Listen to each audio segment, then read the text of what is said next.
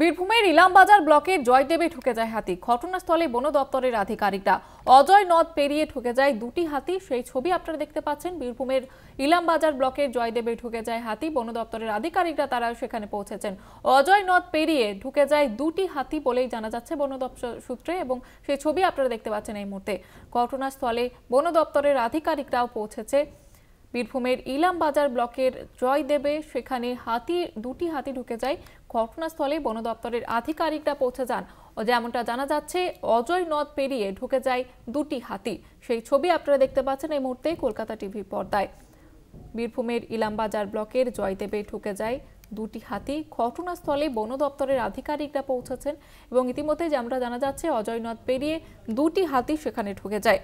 এ বিষয়ে বিস্তারিতভাবে কথা বলবো। টেলিফোন লাইনে রয়েছে প্রতিনিধি মনা বীরবংশী। মনা, বন দপ্তর সূত্রে কি জানা যাচ্ছে? দেখো, বন দপ্তর যেটা জানা যাচ্ছে সেটি হচ্ছে বীরভূমের ইলামবাজার ব্লকের জয়দেব যে মোড়, অর্থাৎ জয়দেব যে অঞ্চল, সেই জয়দেব মোড়ে সেখানে একটি গ্রাম, সেই গ্রামে মাঠের ঠিক পুকুরের ধারে এই দুটি হাতি কিন্তু এই মুহূর্তে আশ্রয় নিয়েছে।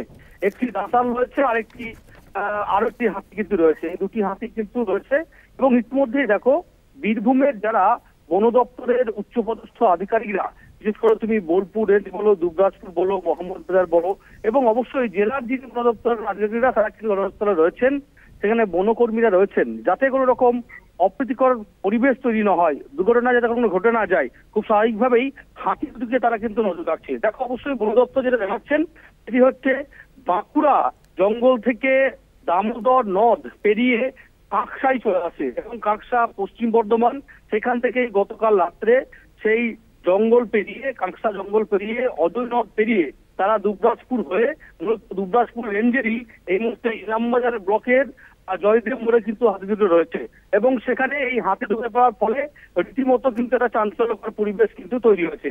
দেখো, অবশ্যই বন দপ্তরের তরফ থেকে সাধারণ মানুষকে সচেতন করা হচ্ছে যে কেউ যেন হাতির কাছাকাছি না চলে আসে, কারণ যে কোনো সময়, যে কোনো মুহূর্তে হয়তো দুর্ঘটনা ঘটে যেতেই পারে। খুব স্বাভাবিকভাবেই একদিকে যেমন অবশ্যই বন দপ্তরের কর্মী আধিকারিকরা, বিশেষ করে বিশেষ প্রশিক্ষণ প্রাপ্ত যে সমস্ত কর্মীরা রয়েছেন বন দপ্তরের, তারা যেমন হাতিগুলোকে ওয়াচ করে রাখছেন, তারা নজরদারিতে রাখছেন, সেরকম পার্শ্ববর্তী অঞ্চলের লোকজনকেও তারা সজাগ করছে, যাতে কোনো রকম ভাবেই হাতিগুলোকে যেন বিরক্ত না করে, তারা যেন যাতে কোনো রকম অপ্রীতিকর পরিবেশ তৈরি না হয়। তবে দেখো, এই মুহূর্তে দাঁড়িয়ে বীরভূমে একটি দাঁতাল, আরো একটি হাতি, এই দুটি হাতি বীরভূমে ঢুকে পড়ার ফলে রীতিমতো সেই এলাকায় একটা আতঙ্কের তো পরিবেশ তৈরি হয়েছেই, পাশাপাশি চাঞ্চল্যকর একটা পরিবেশ তৈরি হয়েছে এবং বন দপ্তর কর্মী আধিকারিকরা রয়েছে, তারা সজাগ রয়েছে।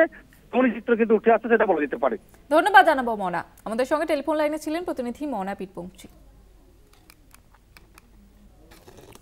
বন দপ্তরের আধিকারিকরা সেখানে পৌঁছেছেন। বীরভূমের ইলামবাজার ব্লকের জয়দেবে ঢুকে যায় হাতি এবং সেই ছবি আপনারা দেখতে পাচ্ছেন। ঘটনাস্থলে বন দপ্তরের আধিকারিকরা এবং যেমনটা জানা যাচ্ছে, অজয় নদ পেরিয়ে সেখানে ঢুকে যায় দুটি হাতি।